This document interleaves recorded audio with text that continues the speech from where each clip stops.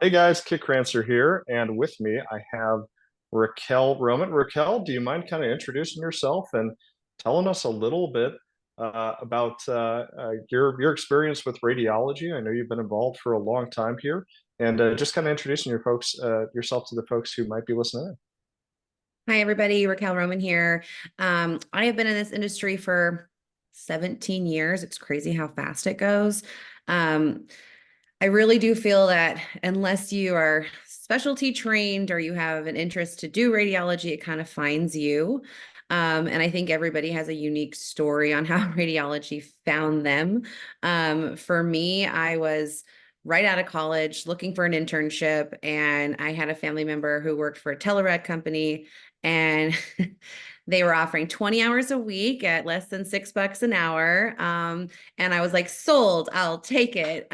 So packed up the car, the dog, and the boyfriend, now husband at the time, and we headed up north to the Northwest and never looked back. It's been crazy. What a journey, starting off literally as an intern and then moving through just various companies and positions and growth.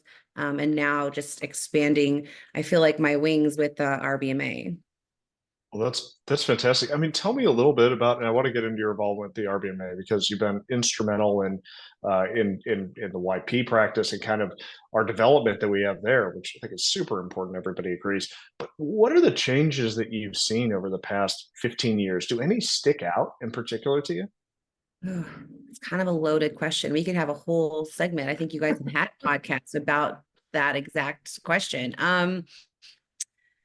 So I think there's a couple things that really stand out. One, we know that 15 years ago is kind of the golden era. There is the radiologists that are seasoned now who are starting to retire were in their prime, their heyday, working crazy hours, doing amazing work. Not that they aren't now, but they're starting to get burnout, right? That's a big issue. I wrote an article for the Bulletin a few months ago about burnout, and not just burnout for clinicians, but burnout for the non-clinical piece, the operators, the administrators, the coders, the credentialers. People are just getting exhausted.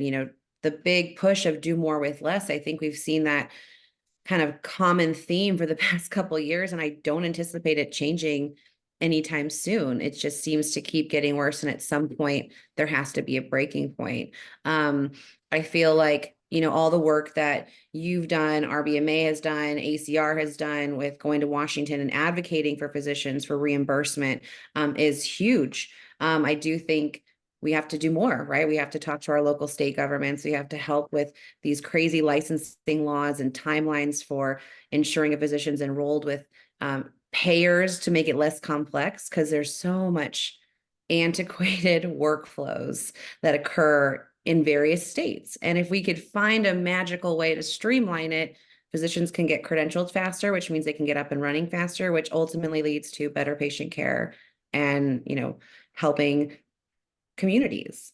So I really think that burnout is, we know it sounds like a broken record, but I do think it's not just burnout with clinicians. I think it's really burnout with everybody else. Well, and it's about doing more with less in many cases, and but I mean, Raquel, tell me how you don't get burned out because looking at all that you do with the RBMA, I mean, so for folks that may not be aware, what is your current role with the RBMA? Tell us a little bit about the work that you've done because it's dynamic to say the least.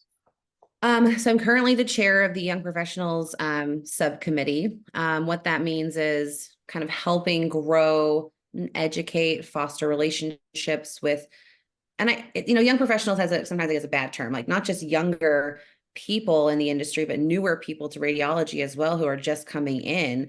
So I think it's building these emerging leaders, helping them meet new people, helping them get education. I wish that I would have known about the RBMA earlier in my career, because I feel like I could have made a bigger impact, but I came in full steam ahead. I joined and I was like, where can I wanted to start a chapter, which I haven't done yet, but there isn't an Arizona chapter. So that is on my to-do list for the future to kind of help get a Southwest chapter ready, because there are a lot of needs here in our Yeah. Southwest area.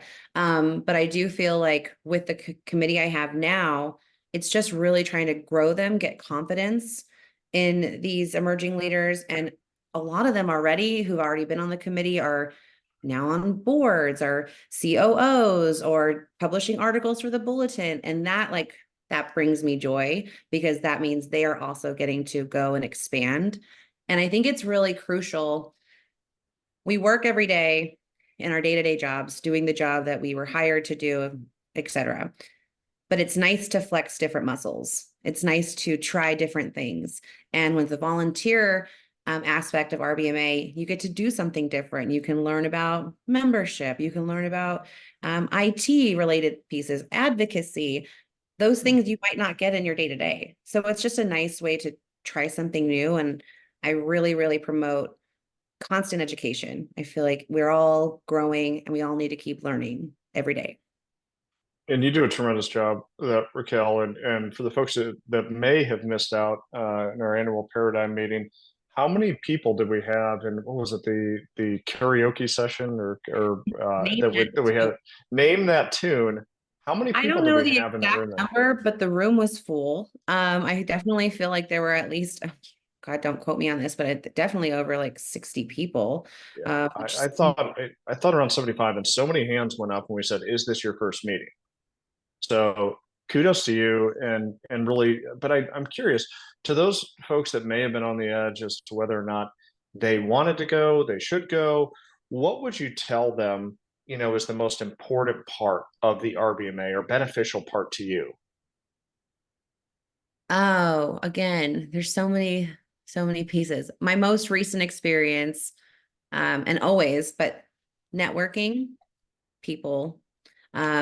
What I try to do with our emerging leaders, if I meet someone who's a newbie or a first time attendee, is if I'm having a conversation with one person, I immediately make sure they meet the next person I'm talking to or in that same area. Like, hey, so and so, meet this person, exchange your information right now. And usually it's a little aggressive, but a lot of my colleagues have said, thank you for brokering these introductions. Thank you for helping us out. This person actually helped me get, IT pieces involved. This person actually helped me find a billing solution, because you don't know what you don't know.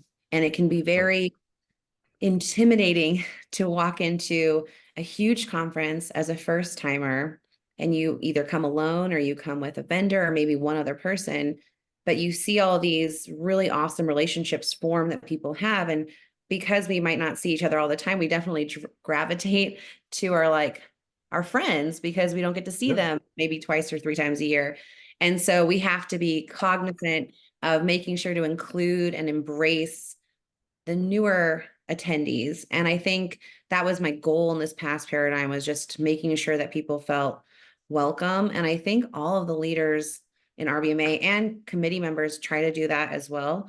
And I think it was a really successful paradigm. I felt a lot of camaraderie at this past one. Not that there hasn't been, but it just Yeah. felt different. It felt elevated. It felt close. And I'm just really excited for next year. Yeah, well, and thank you for helping make it feel that way, right? I mean, it's about I think you pointed out, the RBMA is about those relationships and it's about those people. That's what creates that environment and fosters that. So really excited to see what new recruits you're able to bring along next year. But so what would be your vision for the RBMA going forward? Ah, grow, grow, grow, grow, grow. Yeah, yeah. Um, my very first RBMA paradigm was right after the pandemic. I think it was a lower attendance one, just because it Mhm. was still people were still a little leery, to be expected. And I I was like, why aren't there like 4,000 people here? Not that not that it needs to be that way. And actually what Yeah. makes the RBMA so lovely is that it is kind of intimate. So I don't want it to grow so much where it gets kind of out of control, but I also feel like there's a lot of potential for new members, younger members, new leaders, people who are switching into this industry from maybe a different specialty in the hospital. And so how do we do that? I think these emerging leaders are step one. I think all the education pieces that RBMA puts out is too, having this new certificate program is really fantastic because people are always looking on how to get continued education and post a badge on their LinkedIn saying, I qualify for this, I'm certified for this. And I think there's a lot of potential, and I think they're doing a really great job. I think the leaders we've had, including yourself and Shannon and Mark and everybody, now with the new regime, I think it's just everybody's all about just enhancing what has already been built. And I think we're on the road to just even more success as an organization. Awesome. Awesome. Well, you're a huge part of it. Anything I should have asked you or any other closing thoughts here, Raquel? Oh, I could talk about RBMA all day long. It's funny because you asked about like, how do I find a work-life balance, or how do I Yeah. find that I'm not Yeah. burnt? It's when you love something so much and it's so much fun to do, it doesn't feel like work. Even there might be long hours. And that is kind of my goal moving forward in any part of my career and in my life, is to find that work-life balance. But I don't think the RBMA has ever felt like a task or a job or anything. It's just, I enjoy doing it. I enjoy being a part of it, and I want to continue growing. Oh, I concur. You're a huge part of that. And thank you so much for taking the time to chat today. Absolutely. Thank you so much.